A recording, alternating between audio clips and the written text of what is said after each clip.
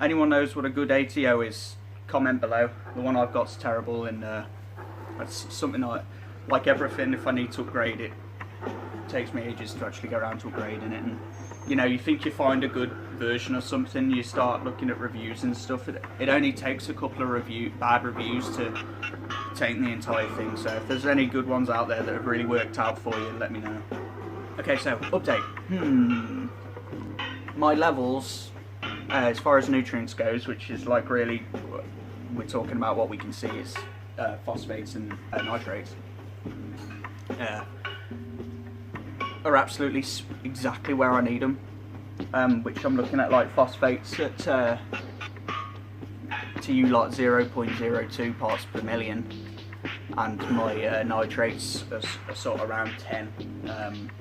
I think I'm gonna get the Hannah Checker deal for the nitrates as well, just so I've got the alkalinity then, and I've got the phosphates and nitrates. It's just, I think it'd be easier, to be honest, in the long run to just, you know, get pretty accurate numbers. I'll do a video on how I do my what test kit I use for my NO3, and you'll see what I mean. It's like a mill of water, and it's, you know, whatever, but either way it's good to see that it's not plummeted out. So you know, what I've done since the last video as far as trying to sort this cyanobacteria kind of deal out, I said I upped my fish feeding, which is really, I guess, worked out. It's obviously worked out for the fish.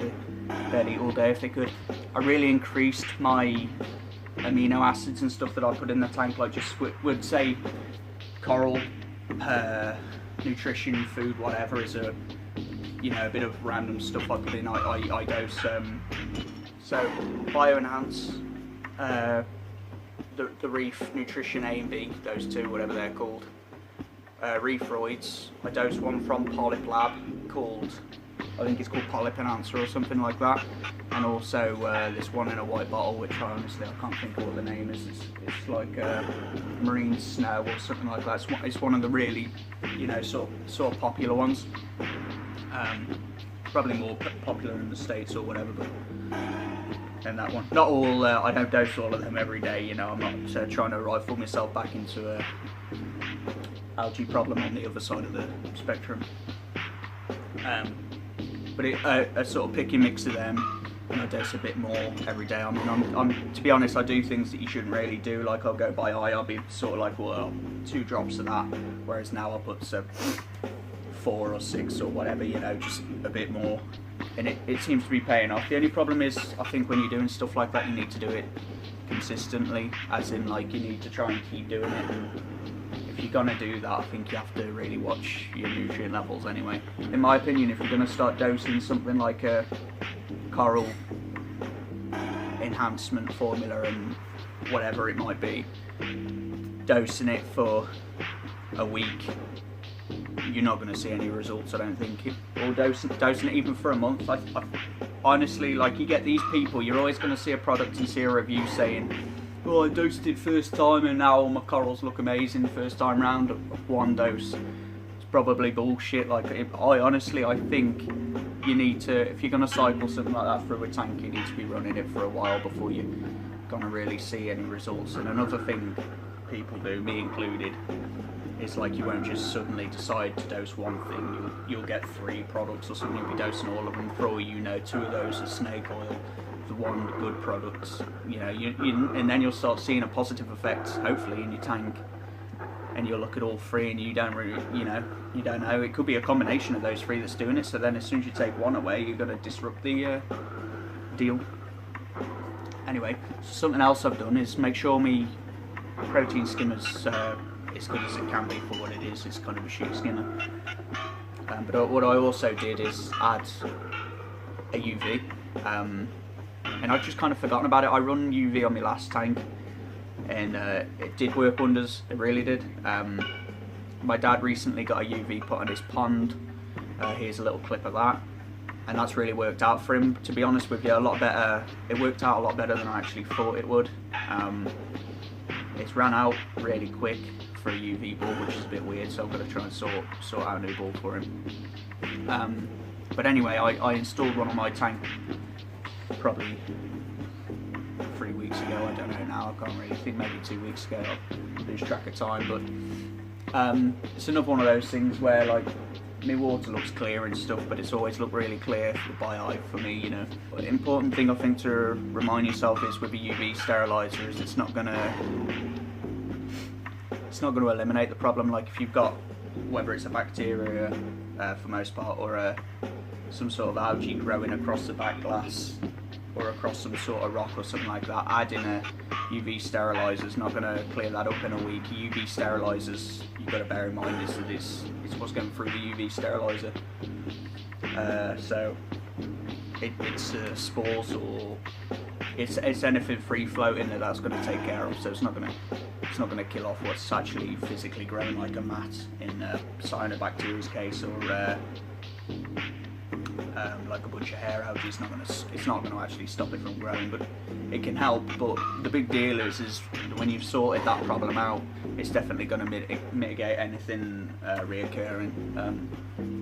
As long as you're watching what you're doing, obviously they can only take so much. So it's just another bit of we'll say future proofing that I've done on my behalf. Like for the next tanks, I think I'm definitely probably going to use UV off the get-go, straight away. As soon as salt's in, I think I'm going to run UV, and I'm going to see how it goes from there. And obviously for the size of the tanks, I'm going to have to use I don't know, I'll face that one when I get to it, what size UV I'm running. But I have seen, since I've got my all-important nutrients kind of where they're supposed to be, and I've kept up with it, I've seen a positive impact definitely on the corals. I had one coral, a dragon something or other, some sort of acro. It looked like it was going to die. In the last week or so, I've started noticing those little bright ass coloured polyps turning back up, and different things like that, and the little bits of yellow coloration started coming back in it. So I'm kind of stoked about that, because it's only a little thing, and it's sometimes the littlest coral, you're kind of like, come on, and as soon as it starts basing out onto the rock, you're like, yeah. In a year's time, it might be, you know, quadruple the size. In a whole year, you know, it's gone from a 5p size to a £2 coin size if you're lucky. Mind you, you hear about things like that all the time. Things taking absolutely ages to grow, and then all of a sudden, you know, I hear it a lot with some sorts of acros and that. Like you can have them for a year or 2 years and nothing really happens. Then all of a sudden the shit hits the fan, and they just decide to grow.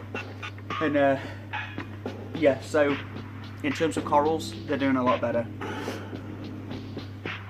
As you'll see in the video, that there's been a lot of growth off the side where the main bit of the flow hits the Montipora setosa, but that's the bright orange one, and it's matted against the side, and every time I blow that off, it sort of, I think it's blown past it and sort of just sticking to it, and they all like sort of, the bacteria sort of reattaches itself and stuff like that, so that's been a big pain in the ass. An interesting effect is both of my gorgonians have sort of sprung back to life. Like the polyps have come back out, and obviously because they get choked at them.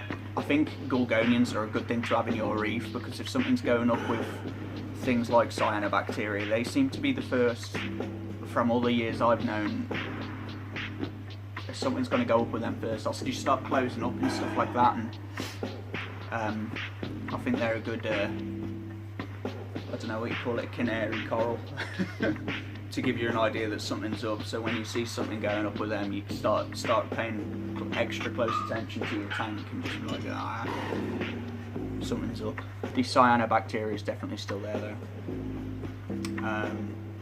And against all my vice principals, all my Super Nintendo charmers, I've decided to dose a pretty serious chemical, H202, which is hydrogen peroxide. So I'm going to go from black to blonde with my aquarium.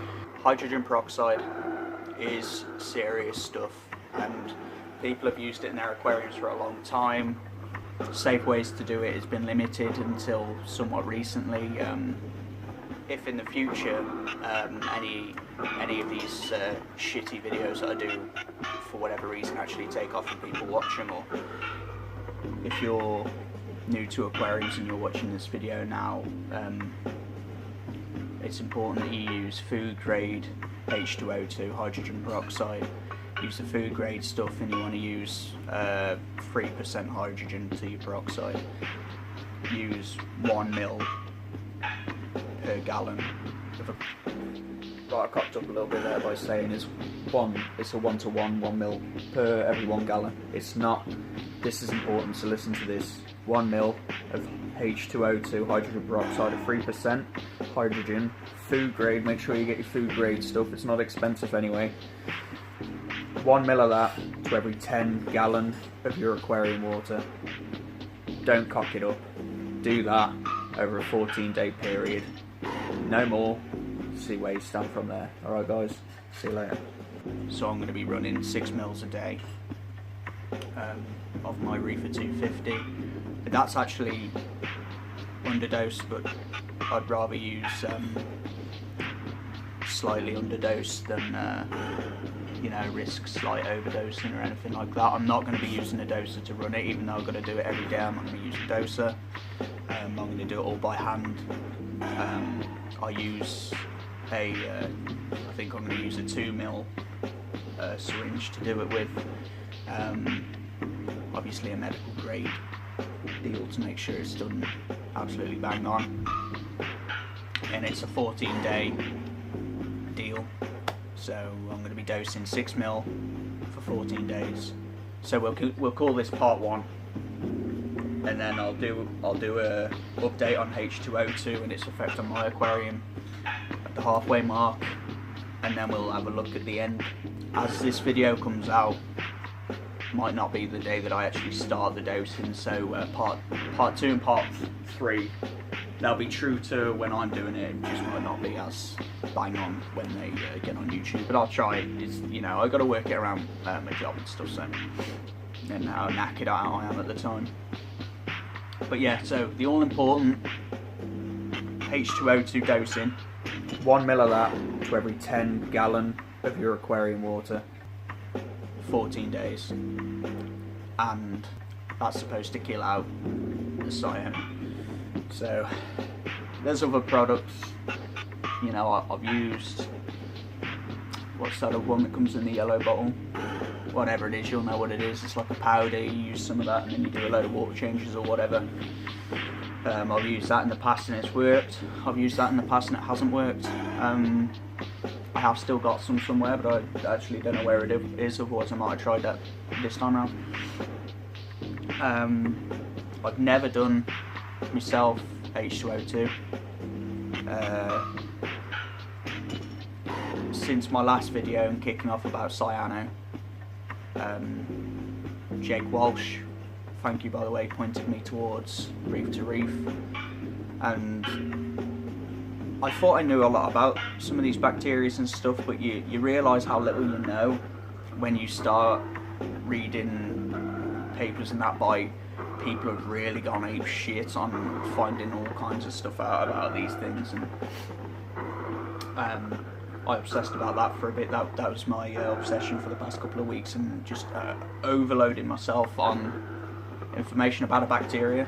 So that's what level I've got to. So if you're new to reef and you stick to it for a while, you're going to end up doing stuff like that and not thinking it's lame. So that's what the future's got in store for you.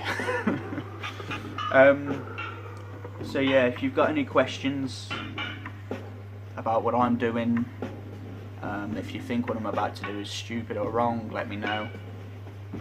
Any questions about H202 dosing, let me know. I'll help you as best I can. If you ask me something that I don't know the answer to, I'll put you in the direction of someone who does. If you're on Reef to Reef, I'm on there now. All I've done is said hello, but I'll have, as well as filming the whole process, I'll also have build threads of the tanks. All the tanks that I'm planning will eventually be on there. When I start writing them on there, I don't know, but I don't know how soon to jump the gun or anything like that, but either way, the builds will exist in literature as well as the videos. So, right then, I'm gonna go and eat me weight in chicken or whatever it is we're eating. Oh, actually, I took the ALR1 reactor. I took that off the tank. The Catamorph, kept on trying to come back in that, but it's not really working out. So at this point, it's probably causing me more damage than good. So I've just decided to take that off the tank. Would I do an ALR1 reactor again? In the road that I'm going down, for me, probably not. I'd love to try Pax Bellum, just to use the Rolls Royce of those kind of nutrient export methods. I'm not saying it's a shit method, it's a brilliant method. I'm just saying that for what I'm doing, I know that I'm going to build a proper refugium and do it the old-fashioned way, we'll say. They totally work, 100% they work. You've got to kind of keep on top of them. I know for some people they don't seem to kick off straight away. For me they did. It went really well for a while, then it went crap for a while, then it went brilliantly. Basically until I started asking around with my nutrients. So I think it's all about balance. The entire hobby is about balance, and you know, if you're going to have a nutrient method like that, just keep the balance and everything, and you should be alright. Keep on top of farming, and when you take stuff out, you'll probably be fine. I'll leave it there anyway. Like, comment, subscribe if you want to know anything, whatever's going on. My name on Reef to Reef is Jack Mammon Bifrance, same as on this channel. So keep it wet. See you on the next one.